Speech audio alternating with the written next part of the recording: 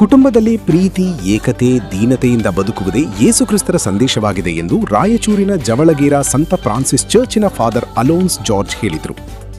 ಅವರು ಕೊಟ್ಟಿಗೆಹಾರದ Sacred heart church ವಾರ್ಷಿಕೋತ್ಸವದಲ್ಲಿ ವಿಶೇಷ ಪೂಜೆ ಅರ್ಪಿಸಿ ಮಾತನಾಡಿದರು. ಕುಟುಂಬದಲ್ಲಿ ನಿತ್ಯ ದೇವರ ಕೃಪಾವರಗಳನ್ನು ನೆನೆಸಿ ಐಕ್ಯತೆಯಿಂದ ಜೀವಿಸಬೇಕು. ಮಕ್ಕಳಿಗೆ ಉತ್ತಮ ಸಂಸ್ಕಾರ ನೀಡಿ ಹಿರಿಯರನ್ನು ಗೌರವಿಸುವ ಸಂಪ್ರದಾಯ ರೂಢಿಸಿಕೊಳ್ಳಬೇಕೆಂದು ಹೇಳಿದರು.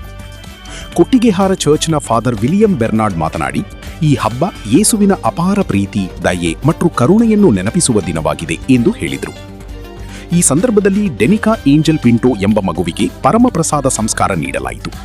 ರಾತ್ರಿ ಚಂದವಳ್ಳಿಯ ವಾದ್ಯಮೇಳದ ತಂಡದೊಂದಿಗೆ ಕೊಟ್ಟಿಗೆಹಾರದಲ್ಲಿ ಭಕ್ತರು ಮೇಣದ ಬತ್ತಿ ಹಿಡಿದು ಸಂಭ್ರಮದ ತೇರಿನ ಮೆರವಣಿಗೆ ನಡೆಸಿದರು.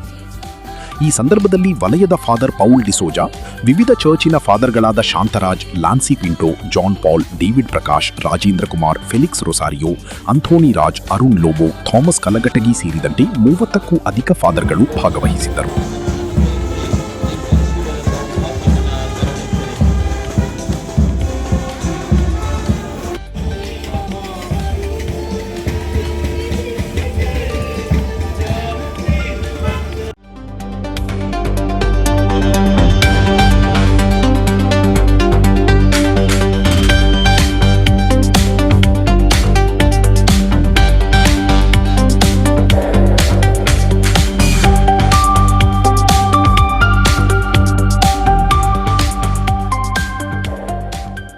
ವಿವಿಧ ಜಾತಿಯ ನಾಟಿ ಕೋಳಿಗಳು, ನಾಟಿ ಮೊಟ್ಟೆ, ಮೇಕೆ ಹಾಗೂ ಸಾವಯವ ಗೊಬ್ಬರ ಬೇಕೇ?